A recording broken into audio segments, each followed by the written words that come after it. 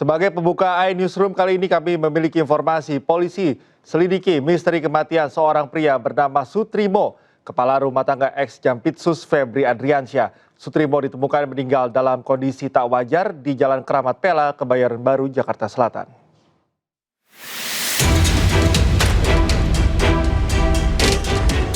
Polda Metro Jaya terus mendalami penyebab kematian Sutrimo. Sutrimo ditemukan meninggal dalam kondisi tak wajar dengan mulut berbusa di depan klinik Jalan Keramat Pela, Kebayoran Baru, Jakarta Selatan. Meski belum menerima laporan resmi terkait kasus ini, namun polisi tengah menyelidiki dan mengumpulkan bukti baik di TKP maupun pencarian bukti dan informasi di sepanjang lokasi terkait kasus ini. Nah, Polda Metro Jaya pasti akan mendalami informasi sekecil apapun, apalagi terkait tentang hilangnya nyawa seseorang. Apakah itu wajar atau tidak wajar? Ini masih didalami. Pasti nanti kami akan sampaikan kepada teman-teman sekalian update terkini. Tapi yang paling utama adalah kami berterima kasih ada informasi ini berawal dari teman-teman media ataupun penggiat-penggiat media sosial. Sekecil apapun informasi pasti akan didalami oleh Polda Metro Jaya. Sebelumnya, Kamis minggu lalu, Sutrimo ditemukan warga dalam kondisi tak sadarkan diri dan mulut berbusa di halaman klinik Morden. Korban sempat dilarikan warga ke Rumah Sakit Muhammadiyah di Taman Puring, Kebayoran Baru, namun nyawanya tak tertolong. Dikabarkan sebelum meninggal, Sutrimo sempat menelpon saudaranya dan mengeluhkan sakit di bagian lambung. Dari Jakarta, tim liputan iNews melaporkan.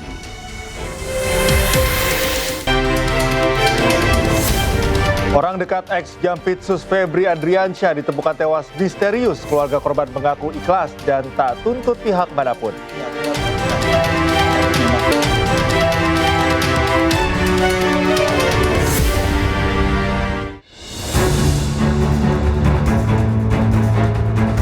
Selamat malam pemirsa, selamat datang di iNewsroom bersama saya Cikal Mutazam. Kami akan membahas berita utama secara mendalam, komprehensif dan tentunya eksklusif.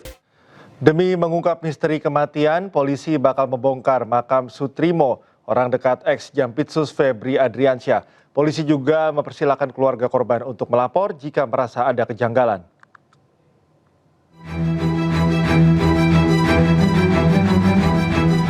Polda Metro Jaya hingga kini masih mengusut penyebab kematian Sutrimo, pria yang diduga kepala rumah tangga mantan Jampitsus Febri Adriansyah. Polisi menyebut tidak menutup kemungkinan akan melakukan ekshumasi bila hasil penyelidikan kematian korban dinyatakan tidak wajar. Memberi ruang kepada keluarga korban yang masih dalam kondisi berduka.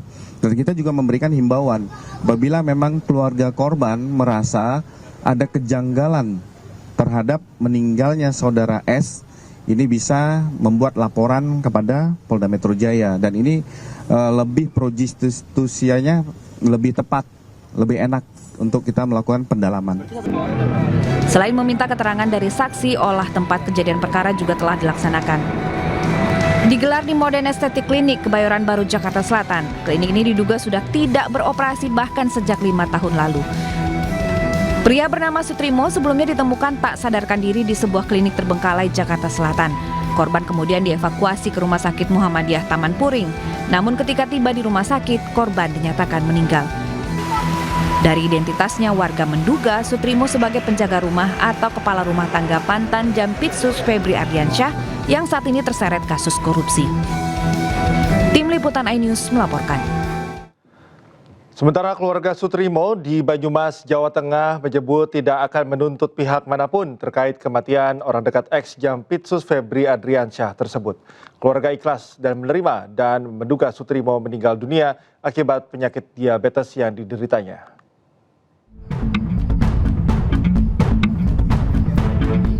Rasa duka masih menyelimuti keluarga Sutrimo di desa Wilaharwangon, Banyumas. Meninggalnya duda berusia 42 tahun ini tetap meninggalkan kehilangan. Namun keluarga tidak akan melakukan upaya hukum menerima kematian Sutrimo dengan ikhlas. Pekerja rumah tangga mantan Jampitsus Febri Adriansyah ini meninggal diduga karena penyakit gula yang sudah akut. Itu pihak keluarga tidak akan menuntut apapun ya Mbak Mary ya? Nggak menuntut. cuma minta doanya saja, mudah-mudahan dia diterima oleh Allah Subhanahu wa Ta'ala, diamini dosa-dosanya, yang keluarga yang ditinggalkan juga diparingi sehat semuanya, tidak ada halangan suatu apapun. Jenazah korban telah dimakamkan pihak keluarga di TPU Wilahar pada Kamis malam. Dari Banyumas, Jawa Tengah, Saladin Al-Ayubi, iNews melaporkan. Sementara itu, Febri Diansyah, kuasa hukum ex Jampitsus, menyatakan tidak mendapatkan informasi terkait kematian Sutrimo. Febri menyatakan menunggu keterangan kepolisian atas perkembangan kasus tersebut. Kami fokus di substansi perkara tadi. Saya juga tidak dapat informasi ya terkait dengan hal itu. Yang saya baca di media-media kan sudah ditulis dan Polda juga sudah mulai lakukan, saya nggak tahu itu penyelidikan atau seperti apa. Jadi mungkin memang lebih baik agar isunya nggak campur aduk ya, lebih baik kita tunggu saja bersama-sama informasi resmi dari Polda, karena kami ini kan advokat untuk perkara di Kejaksaan Agung. Jadi kami tidak mungkin bicara lebih jauh dari itu.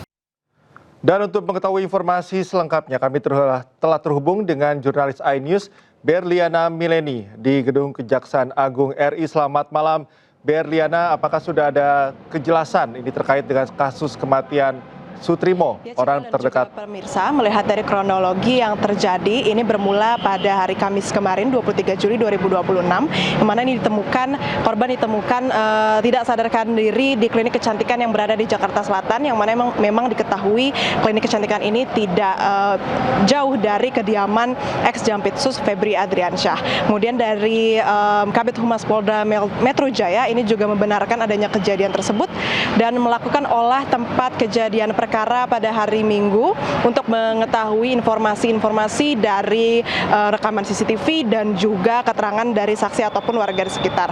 Kemudian keesokan hari dari Pusat Laboratorium Forensik dan juga Polres Jakarta Selatan ini juga menggelar olah TKP kembali dan melakukan penyelidikan sekitar kurang lebih 9 petugas pada hari itu melakukan penyelidikan dan juga sekitar 1 hingga 2 jam didapatkan beberapa barang bukti seperti adanya bantal, kemudian juga ada karpet, plastik besar dan juga kotak hitam. Sampai saat ini belum ada keterangan resmi mengenai barang bukti tersebut. Lalu juga berdasarkan ataupun melihat dari identitas Sutrimo, yang mana memang sebenarnya diduga ini adalah kepala rumah tangga dari ex Jampitsus Febri Adriansyah. Ini juga saat ini masih dalam proses verifikasi oleh Polda Metro Jaya. Kemudian Cika dan juga pemirsa melihat dari kondisi klinik kecantikan bernama Modern ini sebetulnya memang sudah tidak terawat, dan berdasarkan penuturan dari warga juga memang klinik ini sudah tidak beroperasi sejak pandemi COVID-19. Sehingga memang hingga saat ini tim kepolisian masih melakukan penyelidikan untuk mengetahui apakah penyebab dari kematian Sutrimo yang memang diduga ini adalah orang terdekat dari ex Jampitsus Febri Adriansyah, dan juga apakah ada kaitannya dengan kasus yang saat ini sedang menjerat ex Jampitsus Febri Adriansyah. Sementara demikian, Cikal. Baik, Berliana, terima kasih atas informasinya. Selamat bertugas kembali. Persatuan Wartawan Indonesia atau PWI mencabut laporan polisi terhadap pengacara kondang Hotman Paris Hutapea terkait dugaan penghinaan profesi wartawan. Wakil Ketua DPR RI Sufmi Dasko fasilitasi pertemuan antara Hotman Paris dengan Ketua Umum PWI Ahmad Munir. Maaf kepada wartawan tersebut maupun kepada organisasi wartawan di seluruh Indonesia. Momen pertemuan antara pengacara Hotman Paris dengan Ketua Umum Persatuan Wartawan Indonesia PWI Ahmad Munir dibagikan Wakil DPR RI Sufmi Dasko Ahmad di akun media sosial pribadinya @sufmi_dasko. Tampak dalam foto Hotman Paris dan Ahmad Munir bergandengan tangan. Dalam unggahan itu, Dasko juga menyertakan sebuah kalimat Persatuan Indonesia. Dasko yang memfasilitasi pertemuan keduanya menyebut pertemuan ini sebagai silaturahmi untuk merajut persatuan.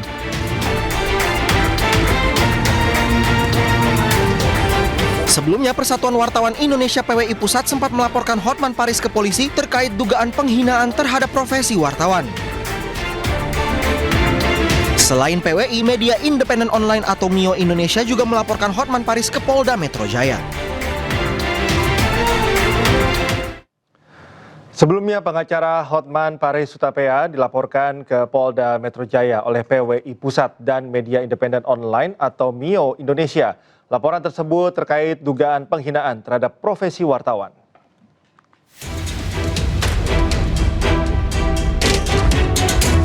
Media Independen Online Indonesia melaporkan pengacara kondang Hotman Paris Hutapea terkait kasus dugaan penghinaan profesi wartawan.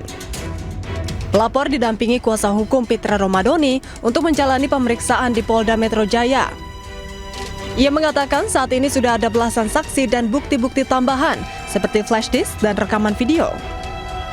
Pemeriksaan tambahan ya, sekaligus ada bukti-bukti tambahan juga. Dan kami kira sudah belasan ya saksi-saksinya ya, sudah sangat banyak sekali ya. Banyak dan ini pemeriksaannya dilakukan secara maraton. Ya, makanya kita berharap dalam waktu dekat ini saudara HPA segera dipanggil.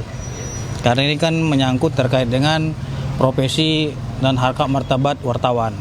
Ya, kalau memang yang bersangkutan itu berkilah, saya kan bertanyanya kepada individu. Persoalannya adalah itu dalam agenda konferensi pers. Di situ dihadiri oleh berbagai wartawan. Apakah etis dan layak dibilang seperti itu di hadapan wartawan? Sebelumnya, Persatuan Wartawan Indonesia atau PWI Pusat melaporkan pengacara Hotman Paris ke Polda Metro Jaya atas dugaan pelecehan terhadap profesi wartawan saat jumpa pers terkait kasus mantan Jampitsus Febri Adriansyah. Usai menuai kritik keras atas ucapannya kepada seorang jurnalis, Hotman menyampaikan permintaan maaf kepada wartawan dan organisasi wartawan Indonesia. Pernyataan maaf dari saya Hotman Paris sehubungan dengan himbauan Persatuan Wartawan Indonesia PWI dan juga rekan-rekan wartawan lainnya. Dengan ini saya menyatakan maaf sebesar-besarnya atas pernyataan saya pada waktu konferensi pers di kasus mantan Jampitsus. Waktu itu sudah sama-sama emosional, tetap saya menyatakan maaf kepada wartawan tersebut maupun kepada organisasi wartawan di seluruh Indonesia. Karena selama ini juga saya sangat... Meski begitu, PWI tetap menyesalkan pernyataan Hotman Paris kepada wartawan saat memberikan keterangan kepada media di lingkungan Kejaksaan Agung. Kita sangat merespon, sangat menerima apa permohonan maaf itu benar itu. Nah, kita terima dan itu disampaikannya lewat video di Instagramnya ya, sampaikannya. Tetapi kan itu tidak tentu menyelesaikan tindak pidana yang telah dilakukan. Artinya permohonan maaf itu secara manusiawi kita terima. Kita juga kan sebagai insan yang memberikan maaf ya, kita selalu saling memaafkan. Tetapi tindak pidana yang dilakukan itu tidak mengurangi lalu menghilangkan tindak pidana yang dibuat gitu. Dalam perkara ini, Hotman diduga melanggar pasal tentang pencemaran nama baik, penghinaan ringan dan fitnah, juga pasal tentang pers terkait dengan menghalangi kerja pers. Tim Liputan iNews melaporkan. Pemirsa, tim 9 Kejagung kembali memeriksa 7 orang saksi dalam kasus pencucian uang yang menjerat ex-Jampitsus Febri Adriansyah. 4 diantaranya penyidik kepolisian.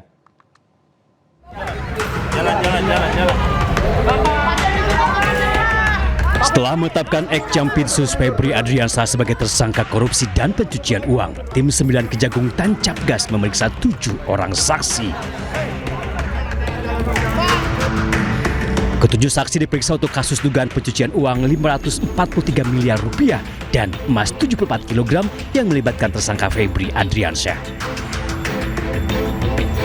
Kepala Pusat Penerangan Hukum Kejagung Anang Supriyatna menyebut dari 7 orang yang diperiksa, 4 diantaranya penyidik kepolisian.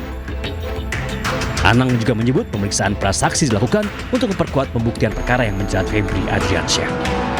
Kejaksaan Agung melalui tim penyidik tim 9 telah melakukan pemeriksaan terhadap 7 orang saksi terkait seprindik perkara TPPU yang melibatkan tersangka saudara FA.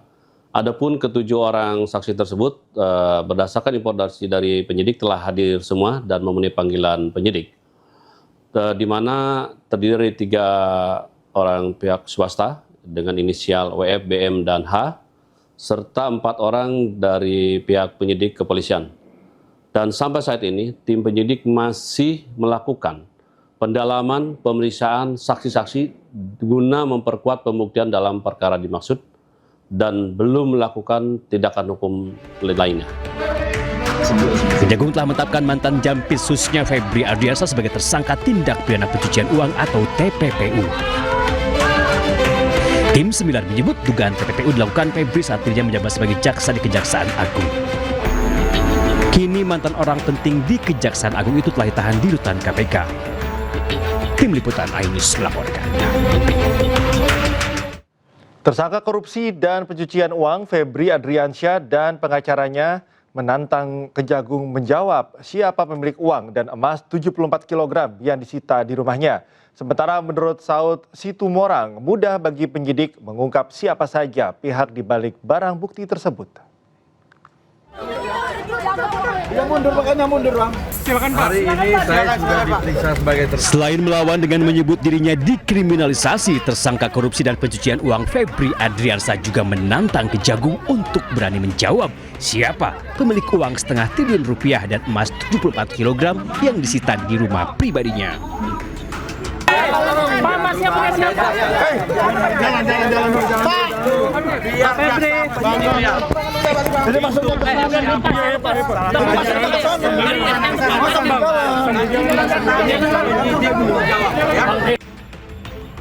Tak ubahnya Febri Ardiansyah, pengacaranya Febri Diansyah juga mendesak Kejagung menjelaskan siapa dan untuk apa uang dan emas yang mereka sita di rumah Febri Ardiansyah. Yang secara hukum wajib untuk dibuktikan dan perlu dikelirkan adalah sebenarnya siapa pemilik benda-benda tersebut. Itu kan pertanyaan yang harus dibuktikan ya secara hukum. Dari mana sumber benda-benda atau barang-barang tersebut. Mantan Wakil Ketua KPK Saud Situmorang menyebut tidak sulit bagi penyidik untuk mencari tahu siapa pemilik uang dan emas hasil penggeledahan. Saud bahkan yakin ada jaringan panjang yang bisa menambah jumlah tersangka. Kamu percaya nih cuma 2 cm? Kalau aku bilang ini udah sampai 20 cm kedalamannya. 2 cm artinya baru 2 orang gitu loh. Iya. Nggak ada korupsi itu hanya 2 orang. Pasti ada penyertaan, pasti ada kerjasama, pasti ada yang mengorkestrasi, ada yang membantu, ada yang menikmati, iya kan? Ada yang hanya merintah-merintah, ada yang kemudian hanya bawa emas itu loh. Sebelumnya polisi menggeledah 12 tempat di rumah Febri Ardiansyah. Polisi menyita 74 kg emas dan 500 miliar rupiah lebih. Belakangan, Don Rito mengaku sebagai pemiliknya. Uang dan emas itulah yang menjadi musabab Febri Ardiansyah dan Don Rito ditetapkan sebagai tersangka dugaan tindak pidana pencucian uang. Lalu teka-teki muncul, siapakah pemilik tumpukan uang dan emas pembawa malapetaka itu? Tim Liputan iNews melaporkan. Ke informasi lain pemirsa, harimau putih bernama Anggun yang menjadi daya tarik kebun binatang Semarang dinyatakan mati. Satwa langka itu mengalami infeksi diduga akibat kesalahan prosedur anestesi oleh tim perawat satwa. Seekor satwa langka harimau putih bernama Anggun milik kebun binatang Semarang ini terekam amatir saat sekarat hingga mati dan viral. Akibatnya, kematian satwa ikon kebun binatang Semarang ini menjadi pukulan bagi pemerintah kota Semarang. Diduga penyebab kematian dipicu kesalahan prosedur anestesi yang memicu abses hingga infeksi parah di bagian leher. Kehilangan ini pun sangat disesalkan karena selama ini Anggun menjadi ikon dan daya tarik wisatawan datang ke kebun binatang Semarang. Wali Kota Semarang pun meminta dilakukan penyelidikan menyeluruh untuk mengetahui penyebab pasti yang melatar belakangi kematian Anggun. Selain itu diharapkan hasil penyelidikan bisa menjadi bahan evaluasi petugas yang bertanggung jawab dalam perawatan satwa. Dari Semarang, Jawa Tengah, Wisnu Wardana, iNews melaporkan. Kejaksaan Tinggi Jawa Timur masih memburu tersangka lain dalam kasus dugaan korupsi di Kebun Binatang Surabaya senilai 10,2 miliar rupiah. Hingga saat ini mantan Direktur Utama Kebun Binatang Surabaya Khairul Anwar sudah ditetapkan sebagai tersangka.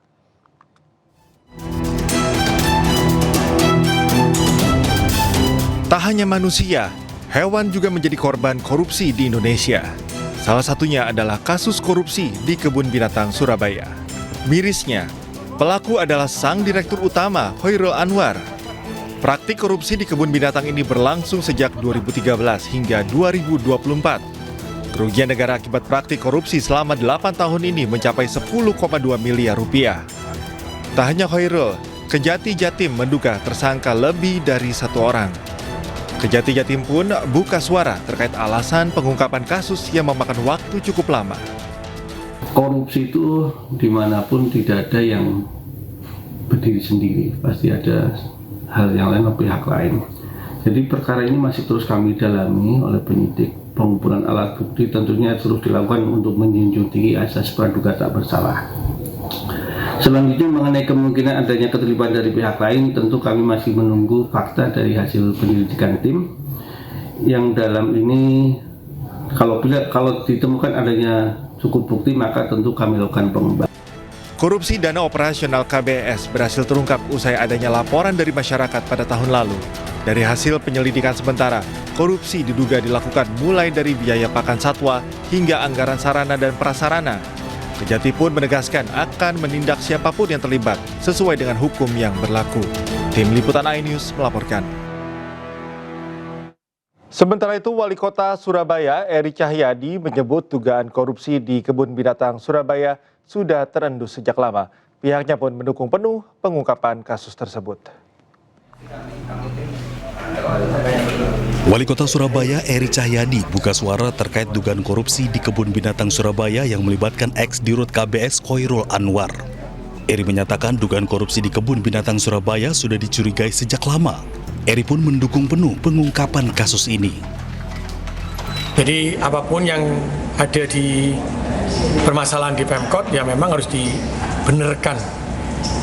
Seperti yang data yang ada di KBS bahwa ada 8 miliar ketika ada di dalam kas laporan tapi tidak ada uangnya mulai zaman Bu Risma sampai dengan ini kita buka semuanya. Kasus korupsi dan operasional KBS berhasil terungkap usai adanya laporan dari masyarakat pada tahun 2025 lalu. Dari hasil penyelidikan sementara, korupsi diduga dilakukan mulai dari biaya pakan satwa hingga anggaran sarana dan prasarana. Kini setelah kasus korupsi terbuka, Kebun Binatang Surabaya pun terus berbenah. Anggaran dipantau seksama sehingga hewan yang ada di dalamnya hidup dengan layak. Sementara kondisi satwa dipastikan stabil dan sehat dengan skor kondisi fisik ideal rata-rata 3 hingga 3,5 dari skala 5. Dari Surabaya, Jawa Timur, Hari Tambayong, iNews melaporkan. 7 orang ditetapkan sebagai tersangka dalam kasus bentrokan maut di Menteng, Jakarta Pusat. Akibat bentrokan, 1 orang tewas, 4 lainnya terluka.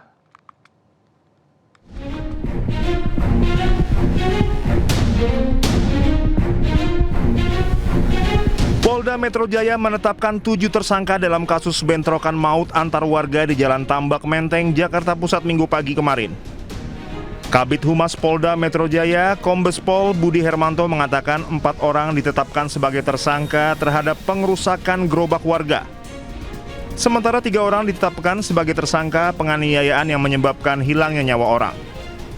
Bersama Polres Metro Jakarta Pusat terkait tentang pengerusakan gerobak makanan pedagang, ini sudah ditetapkan 3 orang tersangka.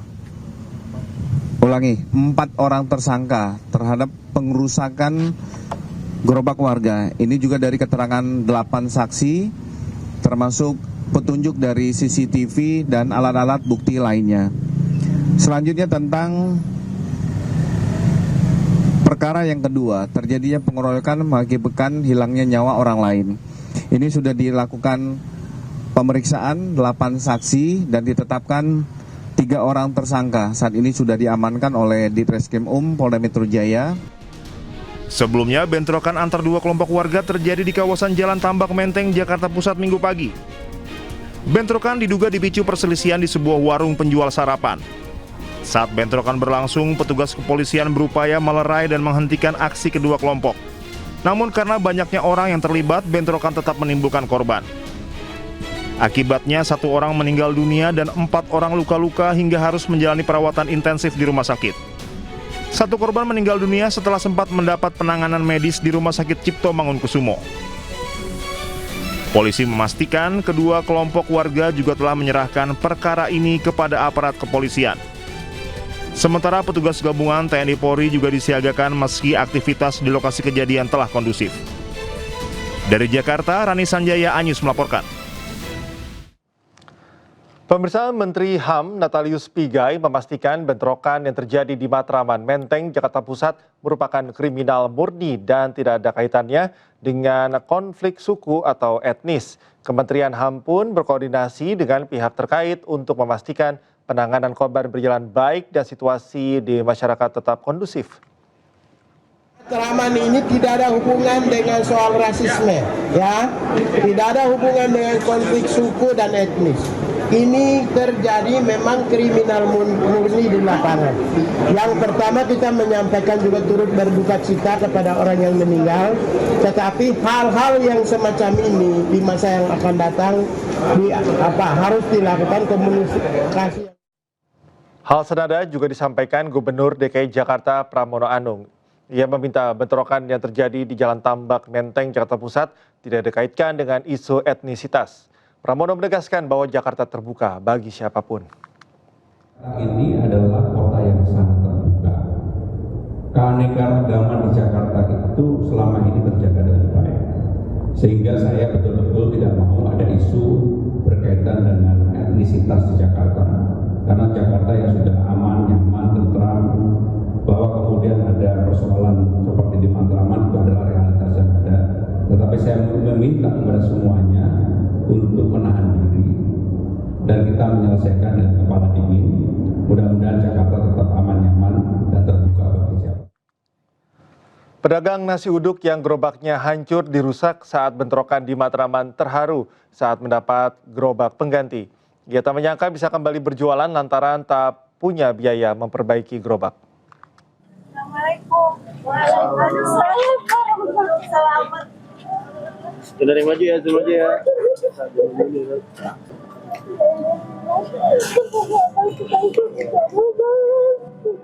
Tangis haru Rita, ibu pedagang nasi uduk ini seketika pecah saat mendapat bantuan gerobak pengganti miliknya yang dirusak saat terjadi bentrokan di Jalan Matraman Dalam, Menteng, Jakarta Pusat hari Minggu lalu. Terima kasih. Iya. Terima kasih untuk selamat dia. Melarikan diri. Ia tak menyangka mendapat bantuan sebuah gerobak baru, lantaran belum punya biaya untuk memperbaiki miliknya yang hancur saat dijaga putranya ketika bentrokan terjadi. Anak pertama. Berapa anaknya? Anaknya 2, yang satu di Pondok Gede. Sharing sama. Ia berharap tidak ada lagi keributan agar usahanya mencari nafkah untuk menghidupi keluarga bisa berjalan lancar dan aman. Pokoknya terima kasih banyak, demi Allah Teteh berterima kasih dari lubuk hati yang paling dalam. Ternyata kok di balik musibah Teteh ada orang yang peduli ke Teteh, sangat baik ke Teteh gitu. Kekerasan itu tidak menyelesaikan masalah. Masalah diselesaikan dengan kekerasan akan melahirkan hal yang lebih pahit lagi. Bisa diselesaikan duduk bareng lah. Ya.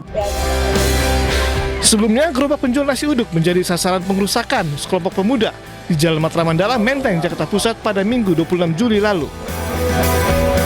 Perusakan diduga dipicu ketidaksenangan kedua pemuda berboncengan sepeda motor yang ditegur pelanggan nasi uduk ketika menggeber suara motor. Dari Jakarta, Rani Sanjaya, iNews melaporkan.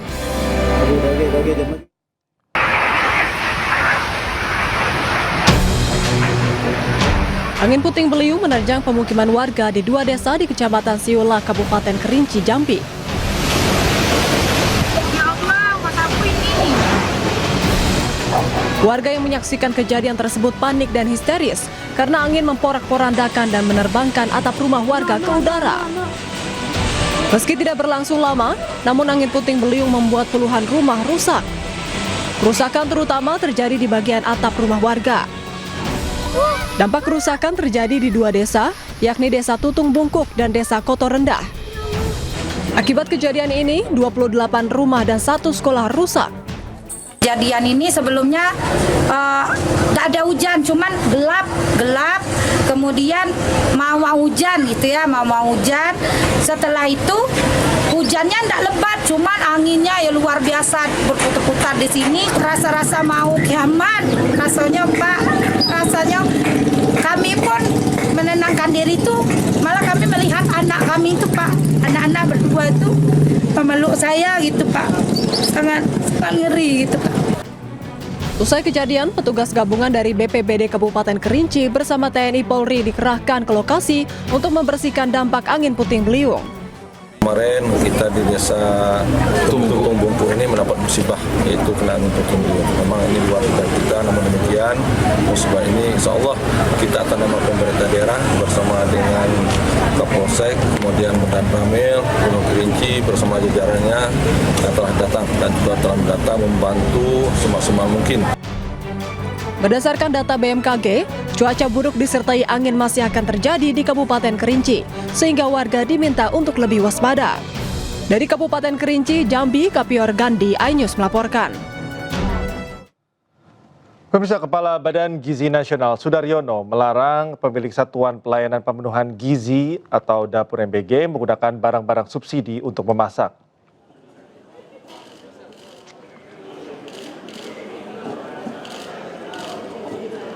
Sudaryono tegas melarang SPPG menggunakan minyak kita, LPG 3 kg, hingga beras-beras SPHP untuk memasak makan program MBG. Ia pun meminta semua masyarakat termasuk awak media untuk melapor bila menemukan adanya dapur SPPG yang melanggar ketentuan tersebut. Sudaryono juga menjelaskan, jika ada dapur SPPG yang nekat melanggar ketentuan tersebut, maka ia akan beri teguran hingga penutupan dapur.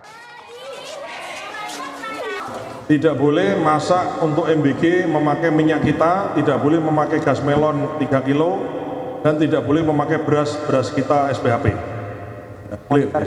Kalau ada, misalnya awak media menemukan di sosial media, silahkan dilaporkan. Dapur mana menggunakan minyak kita, itu nanti kita akan beri surat, akan kita beri teguran, surat peringatan kalau memang ngeyel bandel. Pemerintah memastikan program MBG tetap menjadi salah satu program prioritas nasional meski terjadi pergantian kepemimpinan di BGN.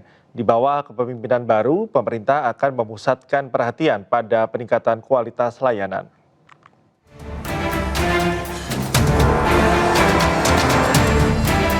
Pemerintah memastikan program makan bergizi gratis atau MBG tetap menjadi salah satu program prioritas nasional meski terjadi pergantian kepemimpinan di Badan Gizi Nasional atau BGN. Pergantian kepemimpinan dari Nanik Sdeyan ke Sudaryono mencerminkan komitmen Presiden untuk menghadirkan kepemimpinan yang mampu memperkuat kolaborasi lintas sektor sekaligus mempercepat penyelesaian berbagai persoalan di lapangan. Kepala Badan Komunikasi Pemerintah Muhammad Kodari mengatakan di bawah kepemimpinan baru, pemerintah juga akan memusatkan perhatian pada peningkatan kualitas layanan, penguatan standar keamanan pangan, serta mempercepat tindak lanjut atas setiap laporan dan temuan dari masyarakat. Pergantian pimpinan di BGN sama sekali tidak menggeser, apalagi menyurutkan komitmen utama pemerintah. Program MBG tetap dan akan terus menjadi investasi terbaik kita untuk menjemput cita-cita besar Indonesia Emas 2045.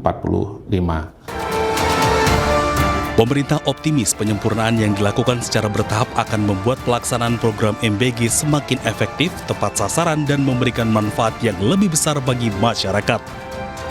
Tim Liputan iNews melaporkan.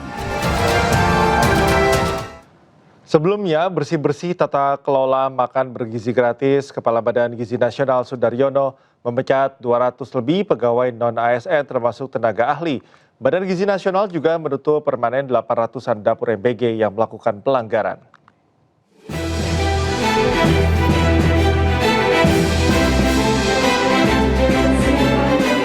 Belum sepekan dilantik, Kepala Badan Gizi Nasional Sudaryono mengumumkan tata kelola baru makan bergizi gratis. Sudaryono mulai bersih-bersih, diawali dengan memecat 261 pegawai non-ASN, termasuk di dalamnya 47 tenaga ahli. Ratusan pegawai diberhentikan karena pelanggaran, salah satunya karena tidak disiplin. BGN juga menemukan adanya 9 pelanggaran berat yang dilakukan oleh ASN dan P3K. Saat ini tengah proses pemecatan, serta 39 pelanggaran ringan yang tengah disanksi. Tidak hanya itu, 833 dapur MBG di berbagai wilayah Indonesia ditutup permanen dan tidak akan dibayar karena melakukan pelanggaran. Dengan total sebagaimana di layar 833. Dapur yang disuspend secara permanen ini itu bukan kayak yang lalu, misalnya dulu kan disuspend tapi tetap dibayar. Kalau ini udah suspend, tutup, nggak dibayar. Ini betul-betul adalah suspend karena pelanggaran. Sebagai bentuk transparansi tata kelola, publik kini bisa ikut terlibat mengawasi MBG dengan mengakses dan melaporkan melalui sistem yang akan diumumkan pekan depan. Siapapun kini bisa mengetahui jumlah dapur di kecamatan melalui sistem. Bahkan masyarakat bisa melaporkan SPPG yang meminta fee atau melakukan manipulasi harga bahan makanan. Badan Gizi Nasional ancam pecat kepala SPPG dan menutup dapur jika terbukti. Dari Jakarta, Tim Liputan iNews melaporkan.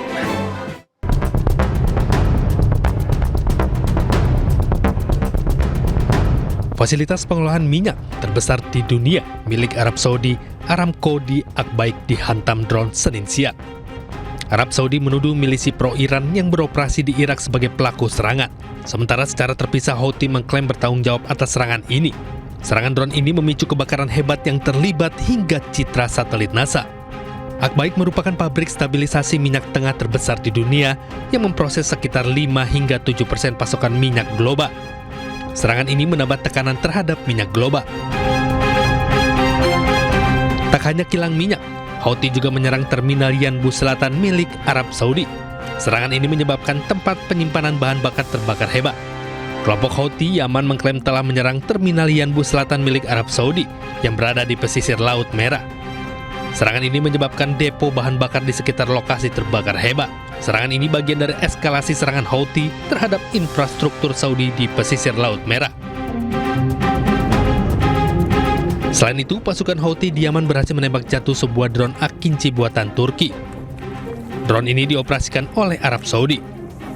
Drone jatuh dan terbakar di wilayah padang pasir Yaman. Drone Akinci merupakan pesawat tanpa awak berteknologi tinggi dengan nilai sekitar 20 juta dolar Amerika Serikat. Di tengah jeda serangan, Iran terus perkuat militernya. Kali ini mereka mengembangkan drone Karar bersayap rudal Majid untuk hadapi MQ-9 Reaper AS.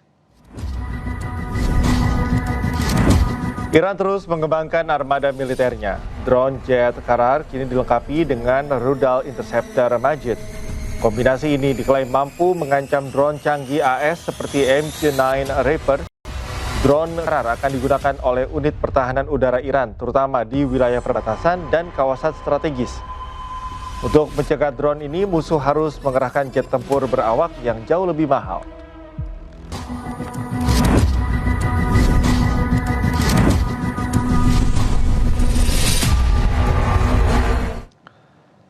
Amerika Serikat dan Iran saling menahan serangan. Kedua negara ini atur strategi dan bersiap negosiasi untuk akhiri perang.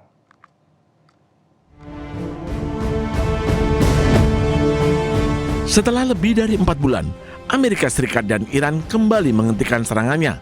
Kedua negara merancang strategi baru. Meski berhenti, namun perang psikologi masih berlanjut. Iran kerap menampilkan perkembangan senjatanya ke media sosial. Sementara Amerika Serikat terus menekan kapal-kapal yang keluar masuk dari pelabuhan Iran. Kondisi di Selat Hormuz pun masih panas. Kapal-kapal masih mengantre untuk bisa melintas. Presiden Amerika Serikat Donald Trump menyebut Iran mengajak Amerika Serikat untuk negosiasi. I have plenty of time. Their whole shoreline's wiped out. The strait is in very good shape. And we're talking right now. You know, they wanted to talk. The people said, please don't shoot last night, the night before, 2 nights. Don't do it. You know, we're having good talks. So we'll see what happens. I think there's a good chance that something could happen. And if it does, good. If it doesn't, we go back to doing what we were doing 2 days ago. Meski kedua negara hentikan sementara serangan, namun konflik meluas. Kelompok Houthi di Yaman terus menyerang sejumlah fasilitas milik Arab Saudi. Houthi beralasan serangan adalah balasan atas serangan Arab Saudi ke bandara mereka di Yaman. Tak hanya itu, Iran juga menuduh Ukraina menyerang kapal miliknya di Laut Kaspia. Sementara itu, kondisi di Selat Hormuz masih tegang. Sejumlah kapal berlabuh dan menunggu izin Iran untuk melintasi jalur strategis tersebut. Rekaman yang dipublikasikan oleh kantor berita Fars Iran menunjukkan kondisi terkini di Selat Hormuz. Antrean kapal terjadi di jalur air strategis ini. Kapal-kapal menunggu izin Iran untuk melintas. Iran dan Oman terus berunding untuk memastikan jalur aman bagi kapal melintasi Hormuz. Selat Hormuz tetap berada di bawah wilayah kekuasaan Iran. Sementara Amerika Serikat memblokade pelabuhan-pelabuhan Iran.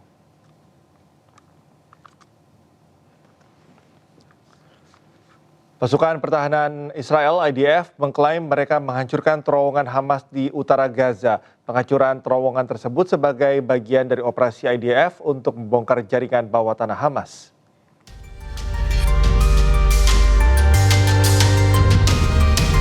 IDF merilis sebuah rekaman serangan udara yang diklaim targetkan terowongan Hamas. IDF juga merilis rekaman pasukan mereka menelusuri lorong-lorong terowongan Hamas. Belum diverifikasi kapan video ini diambil, namun IDF mengklaim mereka berupaya menghancurkan jaringan terowongan Hamas yang berada di bawah permukaan Gaza. Militer Israel melakukan operasi penghancuran jaringan terowongan Hamas di kawasan Garis Kuning yang memisahkan wilayah warga Palestina dengan wilayah kendali militer Israel. Sementara Menteri Pertahanan Israel, Israel Katz, menyatakan militer mereka telah menghancurkan 83% jaringan terowongan Hamas di Gaza.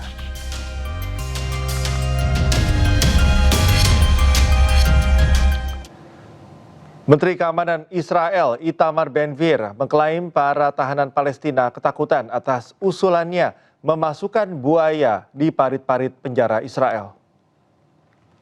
Me, the minister of Pitot, and now the Shabak admits that what I did has reduced the terror attacks. I opened fast alert teams. I did a lot. Were you wrong with the crocodiles? Not only was I not wrong, the crocodiles are wetting themselves at night because they're afraid of the crocodiles. They're afraid they will bring crocodiles. How do you know that? What do you mean? Of course I know. Everybody's afraid of crocodiles. You can also put a tiger there and a lion. Absolutely, that's what I want. That is my dream, and that's what I managed to do in my terms of office. That the terrorists will be afraid, and it's very good that they... Kembali di iNewsroom, pemirsa, Menteri HAM Natalius Pigai menyebut sayembara menangkap begal berhadiah uang 50 juta rupiah yang digagas Deddy Mulyadi hanyalah guyonan semata. Namun Pigai dengan tegas melarang KDM gelar sayembara karena berpotensi melanggar HAM.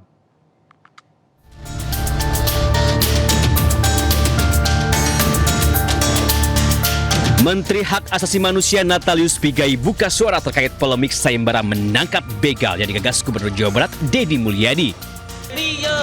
Pigai justru menyebut sayembara menangkap begal sekedar guyonan khas Deddy Mulyadi dan tidak perlu ditanggapi serius. Padahal sayembara itu sudah berlangsung dan timbulkan polemik serta banyak dikritik publik. Saya pikir gini, saya pikir Pak Deddy Mulyadi cuma mungkin guyonan aja. Jangan salah loh, bisa saja guyonan media anggap serius. Ya namanya juga uangnya tidak kelihatan. Ngomong aja ada uang. Tapi kalau serius yang tidak boleh. Tapi kalau guyonan nggak apa-apa. Guyonan aja tapi serius tidak boleh.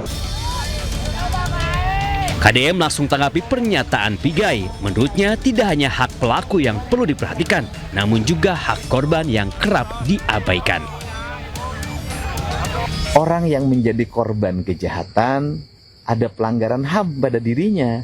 Dia kehilangan keamanannya, dia kehilangan perlindungan dari negaranya, dia kehilangan harta kekayaannya. Bahkan banyak yang kehilangan nyawanya. Dan yang paling miris adalah korban kejahatan ketika masuk ke rumah sakit BPJS tidak bisa mengklaim membayarkan biaya rumah sakit.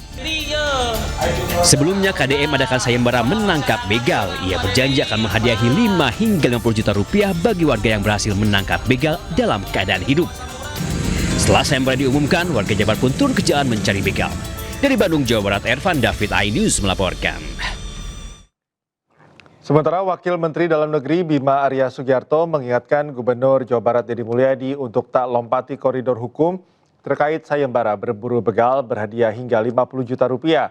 Di Kompleks Istana Kepresidenan Jakarta pada hari Selasa, Bima tegaskan ia menghormati sayembara tersebut, namun harus tetap mengoptimalkan langkah penegakan hukum.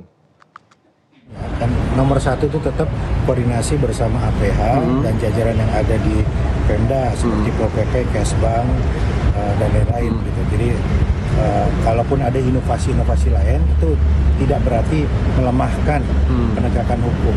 Dan menurut saya patroli itu kunci. Patroli itu memberikan kesan bahwa pemerintah dan aparat itu hadir di lapangan. Jadi jangan langsung melompat menurut saya ke inovasi-inovasi yang lain.